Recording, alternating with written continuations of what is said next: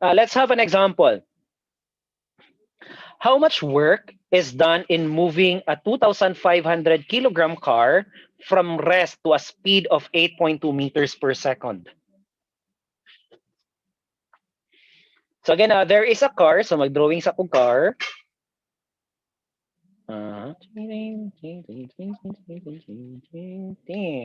Car daw na siya ha. For example lang ha.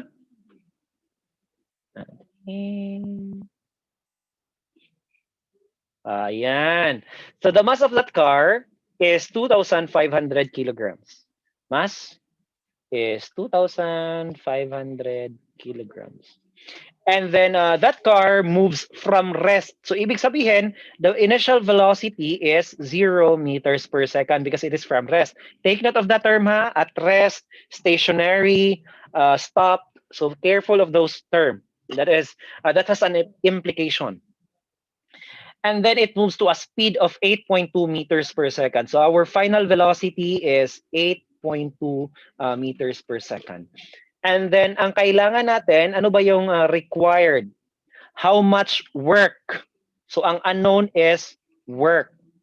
So balik lang din tayo doon sa equations natin for work. Una, we have work is equal to FD. We have work is equal to 1/2 M VF squared minus VI squared, or we have work is equal to the change of kinetic energy. Okay, so ano yung magagamit natin dito for work? So we can use the second equation kasi given ang velocities, given din yung mass. So we are going to use the second equation. So work is equal to 1/2 M times VF squared minus VI squared. However, our initial velocity is 0. So that means this term can be disregarded kasi 0 naman yung initial velocity natin. So let us substitute.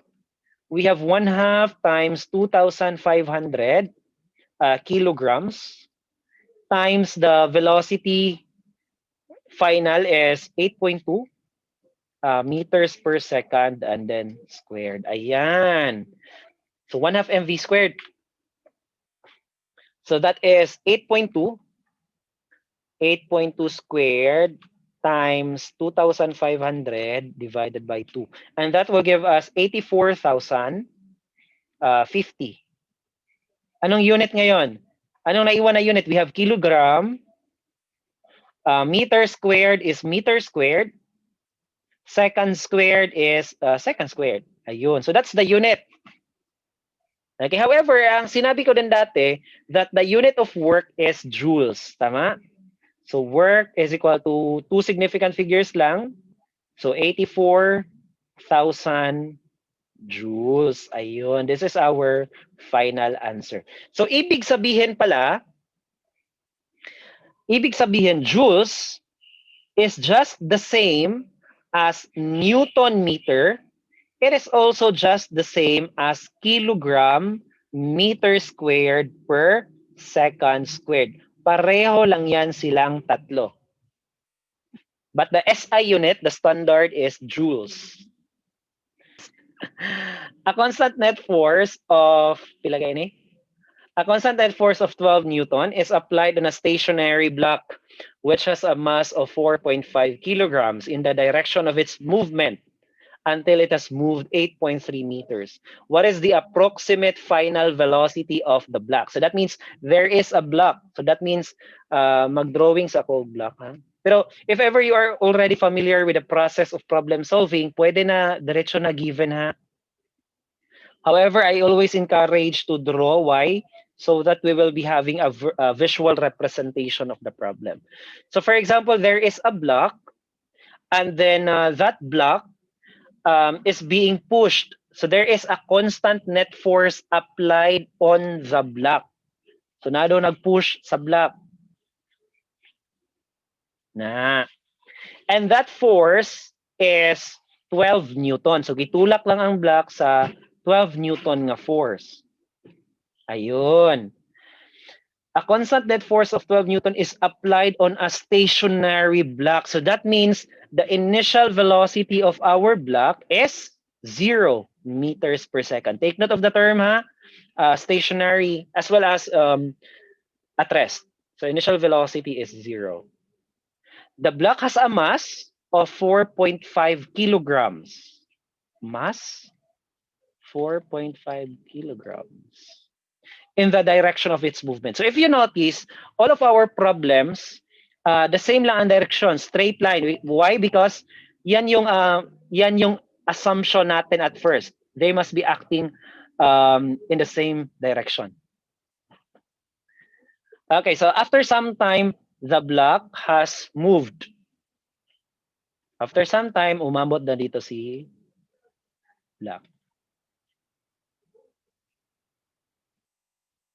Ayan.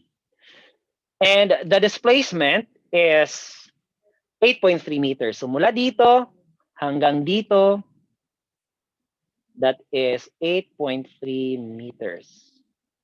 Displacement is 8.3 meters. Now the question is, what is the approximate final velocity of the block? So ang required sa atin dito, si final velocity of the block. So ano ngayon ang speed niya dito or ang velocity niya dito? If you notice, I always interchange speed, velocity, distance, displacement. Bakit? Because straight line lang yan. So kapag ka straight line, pareho lang ang speed at saka velocity, pareho lang ang distance at saka displacement if straight line. So hinahanap natin si final velocity. So balik lang tayo doon sa equations natin. Unang equation, work is equal to FD.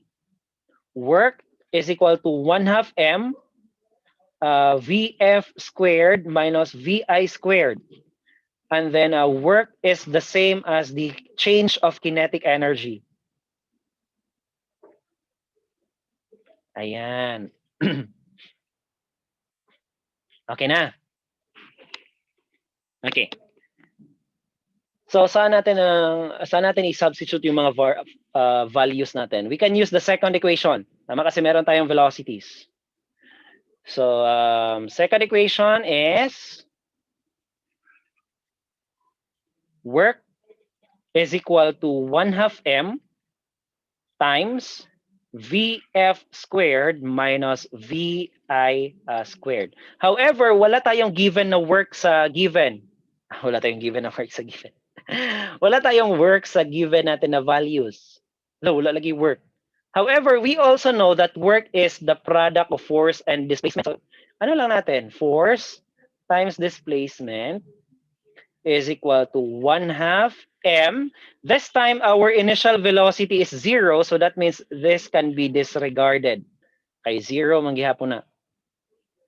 So, VF squared. VF na lang nabilin.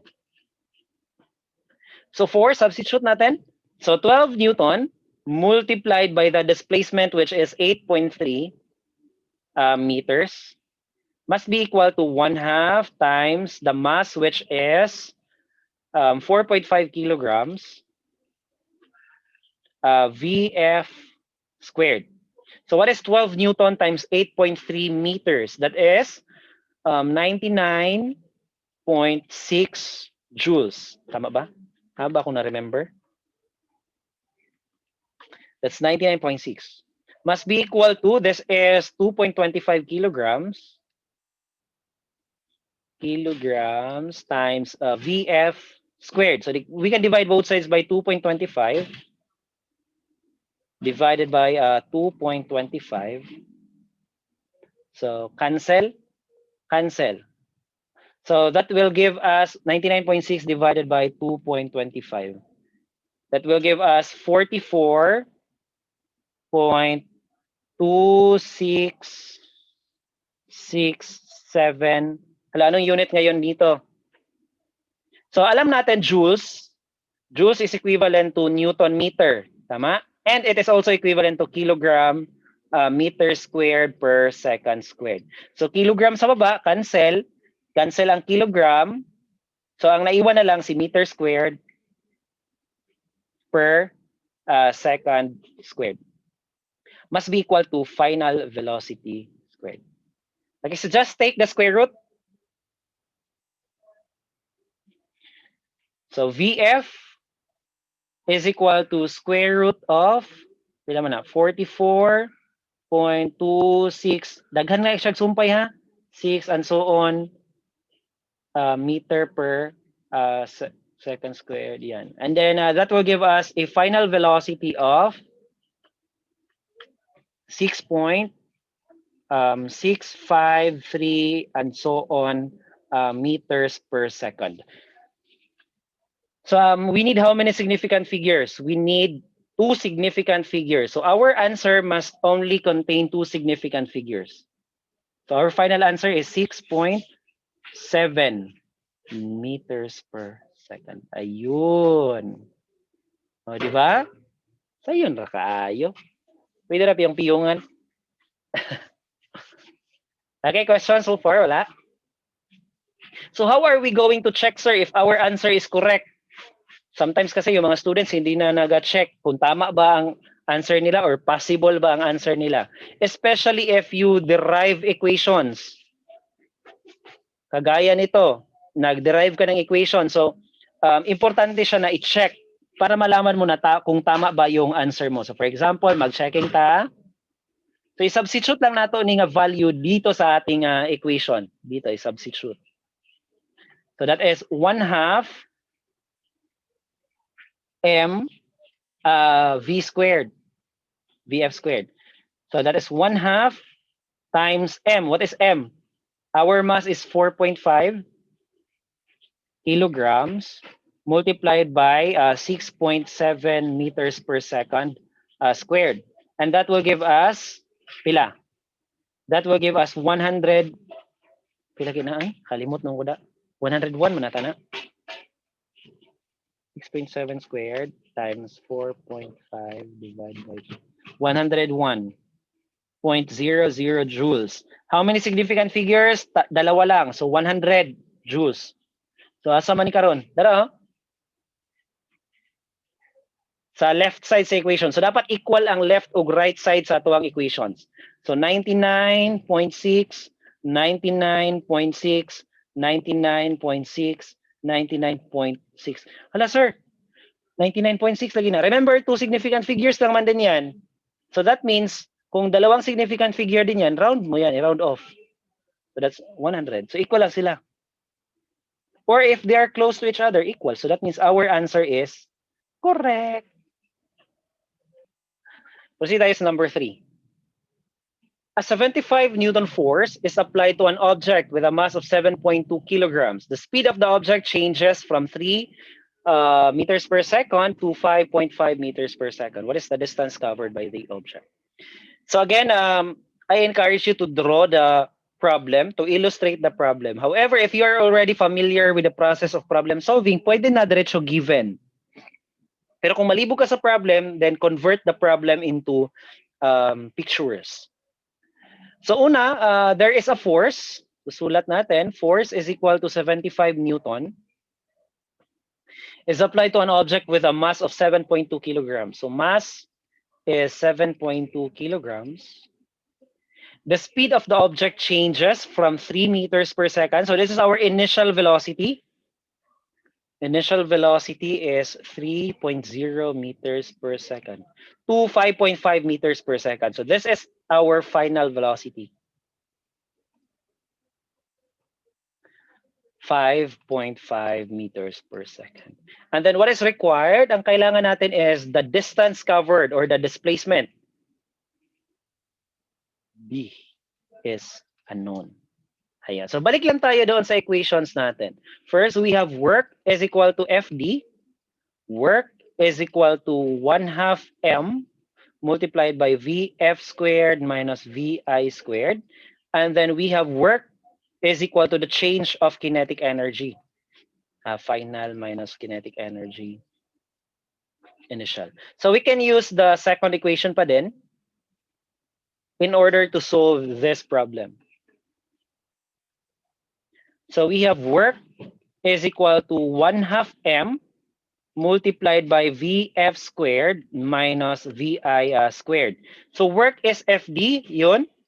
So we can just manipulate the equations. FD is equal to 1/2 M multiplied by Vf squared minus Vi squared. So substitute, our force is 75 Newton multiplied by the displacement, which is unknown. So isulat lang, displacement. 1/2 times mass. Mass is 7.2 kilograms. Multiplied by final velocity is 5.5 meters per second squared minus 3.0 meters per second squared. Ayun. So just calculate. So we have 75 Newton multiplied by the displacement. Anong answer dito na side?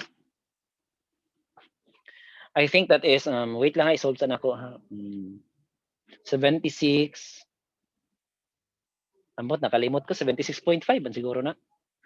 So 5.5 squared minus 3.0 squared times 7.2 divided by 2. Ang problema na if you don't know how to encode this equation doon sa calculator ninyo. Basig mamali lang mo tungod sa calculator, no? So what's the unit of this side? This is energy, so joules. So divide both sides by 75 Newton divided by 75 Newton. So our displacement is 1.02. Anong unit ngayon dito? Alam natin joules is Newton meter. So cancel si Newton. So meters na lang. So our final answer should only contain two significant figures. So displacement must be 1.0 meters. Ayan.